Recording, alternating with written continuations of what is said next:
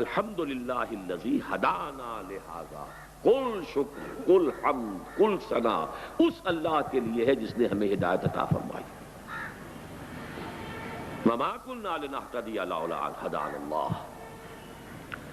قرآن مجید میں یہ الفاظ آئے ہیں اہل جنت کے ترانہ حمد کے طور پر کہ جب وہ جنت میں داخل ہوں گے تو شکر ادا کریں گے، کیونکہ ہدایت جو ہے اس کے بہت سے مراحل ہیں۔ ہدایت ابتدائی بھی ہے، ہدایت تکمیلی بھی ہے، ہدایت راستے کا دکھا دینا بھی ہے، ہدایت راستے کا سمجھا دینا بھی ہے، اور ہدایت منزل تک پہنچا دینا بھی ہے۔ اس وقت وہ ترانہ حمد ہوگا، اس اللہ کا شکر ہے جس نے ہمیں یہاں پہنچایا۔ ہم ہرگز نہ پہنچ پاتے اگر اللہ نہ پہنچاتا۔ کوئی عجب نہ ہو، کوئی فخر نہ ہو، کوئی اپنی کسی اللہ نے صلاحیت اگر دی ہے تو اس کے اوپر کوئی تکبر نہ ہو۔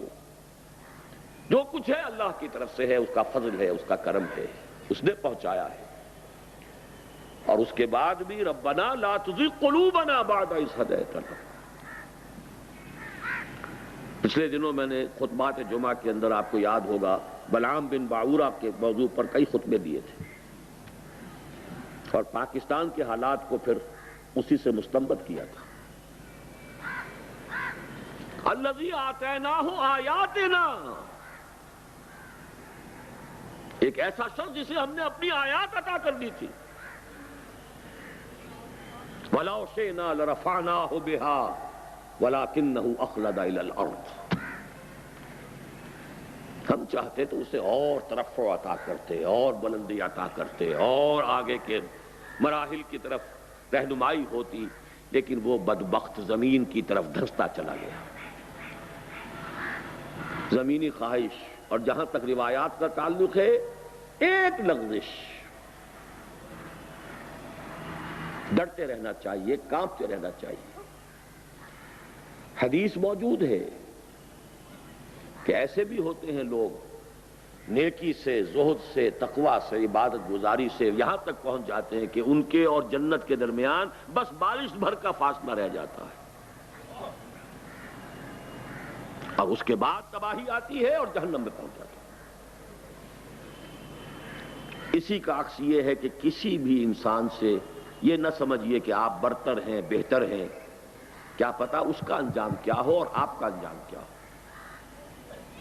اللہ اس کو ہدایت دے، کہیں سے کہیں پہنچا دے۔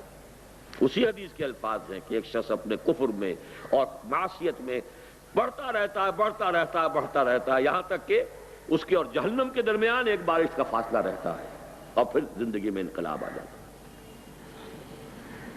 تو اس انقلاب معکوس سے اللہ ہمیں بچائے، اور اس کا طریقہ یہی ہے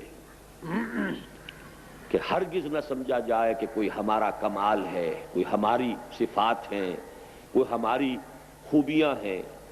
جو کچھ ہے اللہ کی دین ہے، عطا ہے، اس پر شکر ادا کیجئے، اس کو مضبوطی سے تھام کر رکھنے کی کوشش کیجئے، آخرت کو دنیا پر ترجیح دیجئے، اپنے بس میں جو کچھ ہے کر گزریے، لیکن اس سے زائد اپنی ذمہ داری مت سمجھیے۔ ہوتا ہے ہو، نہ ہوتا ہو نہ، ہم مکلف نہیں،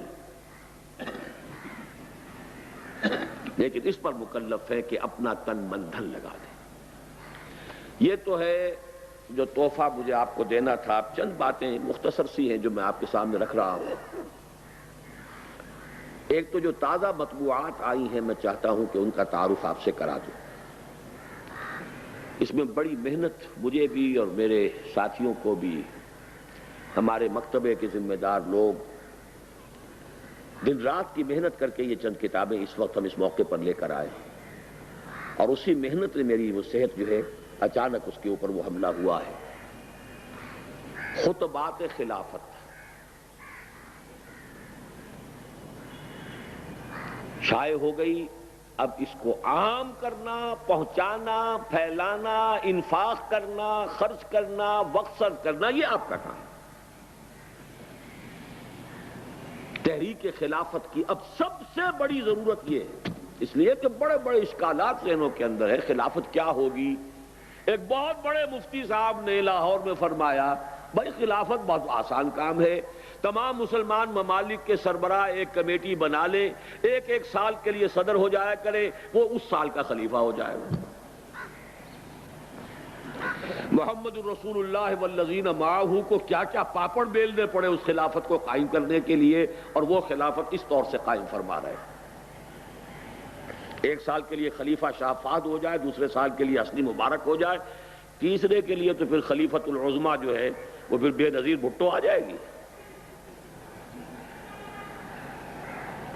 اور یہ بہت بڑے مفتی ہے لاہور کے، میں نام نہیں لینا چاہتا، بہت بڑے مفتی، اور ان جلسے میں کہا